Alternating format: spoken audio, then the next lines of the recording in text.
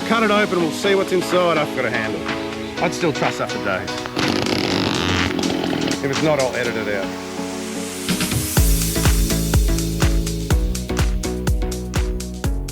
Eucalyptus sideroxylins. We've got another tear out of what looks like it was a codominant stem. So you can see up here, this flat surface here means that they probably weren't properly joined together. You can see these bits out here, there and there, we call elephant ears. What that is the tree's natural reaction to try and control a union. A union might have some movement in it, or it might have a crack in it, and it will grow these elephant ears at the side. So you can see here on a smaller scale, you've got this lump on this side, and there's not much of a lump on the other side, but essentially that's a type of elephant ear because the tree's reacting around either a fault or a union that's not great. Sometimes, a lot of the time, they seal up and they control it, and they self-optimize, and they're okay. But of course, you can see up here, it's got some pretty steep elephant ears on each side, and that was not a very good union. You can see the very, very top of it, there's a shiny bit of black stuff. So that's what we call included bark. So included bark means that when you've got two leaders or branches together, they will have bark in between here. And this is a dicot, okay? And again, I'm only a Cert 3 tree worker, so I'm not an advanced academic diploma. So when I talk about things like this, I'll talk from a Cert 3 level, which is just a basic arborist. The dicots, and I say dicot because I don't know the longer word, I forget it. Dicots and monocots, we can talk about that later. But the dicots put on what's called secondary growth. They put on girth in the lateral meristem. So underneath the bark here, which we'll cut it open and have a look at it, there's something called a cambium layer, which is essentially like the veins of the tree, transporting nutrients up and photosynthesizing and sugars and stuff down. So it's just under the bark here. If you knock the bark off, it kind of weeps clear. That's a cambium layer, and that's what we'll put on girth or diameter every growing season. Okay, that creates your growth rings. Okay, so when you've got a codominant stem or a union, much the same as, we can look at this one here, when you've got bark in there and it's putting on growth every year this way and this way, they essentially will naturally try and push each other apart. So included bark is bad for your ropes getting caught and everything, but it's also not generally good for the tree's own health because they'll just keep pushing apart and eventually fail. Ways you can tell if they are moving rapidly, pushing apart or failing, is a gap in the canopy between the two stems. So there's a big clear gap in the canopy where the tree hasn't had an opportunity to grow its leaves into that sun and light, then it probably means they're pushing apart pretty quickly. This is something else we want to look at here on this tree, is these here. Okay, this is what commonly in the tree industry, we just call it reaction growth, okay? Internal reaction growth, okay? Epis growing up. What that tells me is that this branch is under some kind of stress, okay?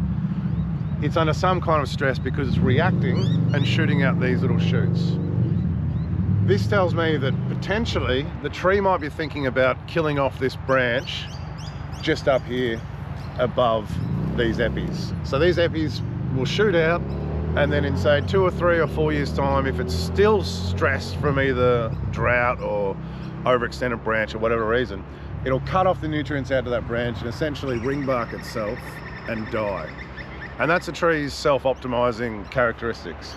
So it will then, one of these epis will become the dominant one, maybe 2 of them, maybe 3, and it'll become a new branch coming out here with a dead branch out there. So whole canopies of trees will do this. You'll get the tree with a canopy out here and it goes through 2 years of drought maybe. And what it will do is it will put on reaction growth all underneath the main canopy internally. And then over time, the outer canopy will just die off. So you'll see entire forests like this. You'll get up high in a EWP or on a mountain and you'll see entire forests with dead stags sticking out because the whole forest has been through some kind of stressful drought. So this tells me it's a perfectly normal part of tree growth. It tells me that the tree is concerned or stressed on this branch, because it's only on this branch. If you look at the rest of the tree, there's no more reaction growth or epis coming off it. So this branch here is something that I would like to remove. There is the 1/3 rule, you don't cut it back to anything too small. But this, coupled in with that tear out, means that we're going to remove this tree today, because essentially that is storm damage and it needs to be made safe, and the tree has multiple factors telling you that it needs to be gone. But to be honest, that alone would make me want to remove this tree. I know that's a low target area, there's no one out here, it's a big grassy area, but we will take this one out today.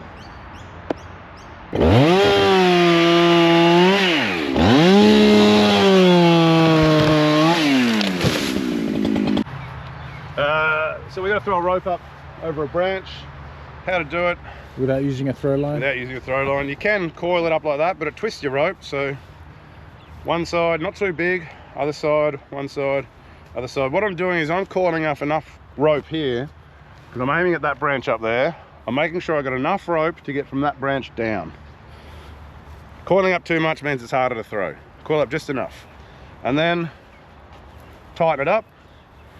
Grab a bite, poke it through where your fingers are. And now I've almost got a handle, I just got to loop that over. Now I've got a handle. So now I've got enough rope to come down. I want to coil up more rope to throw up. If I just throw it like this, there's too much rope drag on it. It won't go anywhere. So now I'm going to coil up enough rope that it'll go up. I think that should be about enough. Now I'm going to move it to my other hand, my throwing hand, and I'm going to make sure the rope is on the outside of it, tips my fingers to get that real flick. Get rope in the other hand, nice long arch like this, and it's a bowling action. So I'll go in here. So I want to throw it over that. It's one nice bowling action. So, and it comes down here nice and easily. So it's not isolated, which is a bit annoying, but I don't think we're going to need much of a pull on this tree, so we're just going to leave it the way it is. So I'm just going to tie a running bowline onto this. If, for example, you didn't have enough tail and didn't quite reach you, say I can't reach this, flicking rope like this does nothing. If anything, it pulls it back up. Doing like that does nothing. What you need to do is you need to actually throw some rope over the branch, because you need rope to come down. Flicking it doesn't work. You need to actually hold a bit of rope, get a cow's belly of rope there, and you just throw it up. So get your hand on the outside like you're throwing a rock over the branch, and just roll it up. Oh, that hit my arm. That wasn't too good.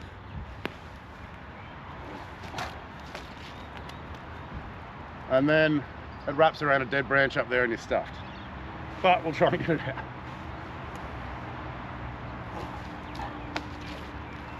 Okay, so we'll try a different technique, which is getting a lot more up there.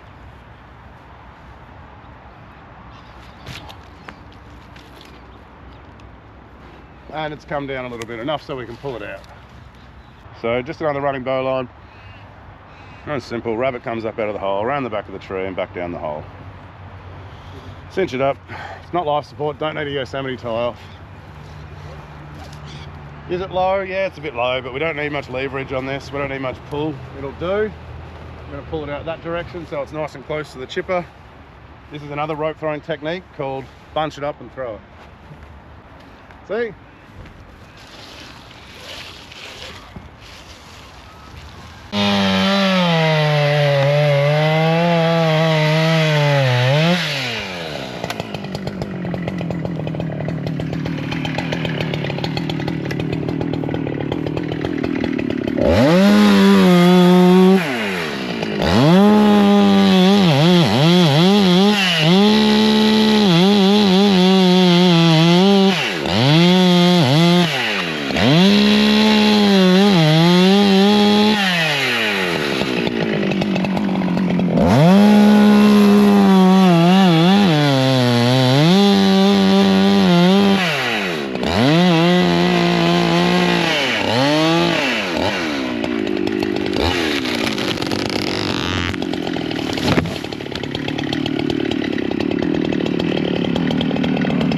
So this is all good firewood. This is cyanoxylin.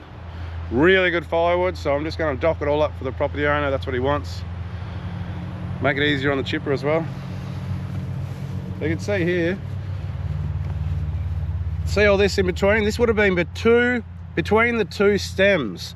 This is all fungus between the two, so it wasn't actually connected here at all.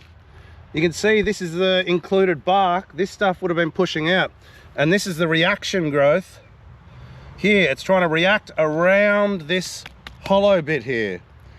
So elephant ears indicate stress of the tree reacting around something. Perfect example of why codominant stems are generally not a good feature in a tree.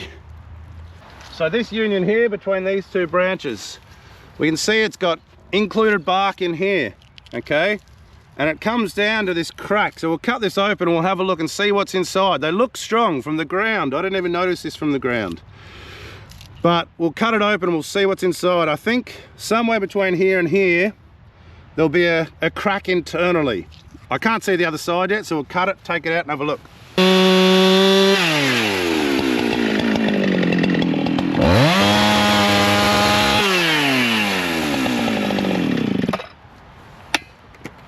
Yeah, proof's in the pudding. You can see the crack down here, and sometimes you open these up and they're completely fine inside, but as you can see, included bark all the way down.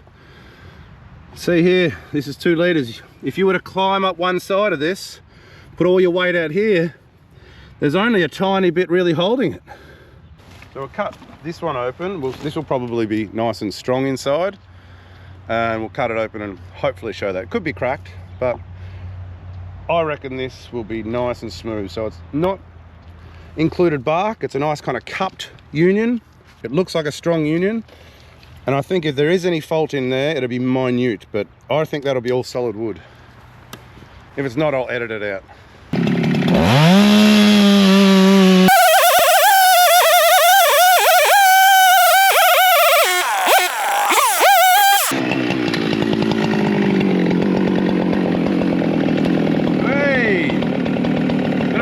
But you can see up here how it's actually so some trees have this problem and they actually succeed in sealing up. So if this kept growing, put on that secondary growth every year, hopefully that crack didn't make its way out and it could keep growing and self-optimize and recover from this. So there was a crack in it. I was thinking it might be completely fine by looking at the crutch here. But it has succeeded, or almost succeeded, in sealing itself up. I'd still trust that for days. Anyone would.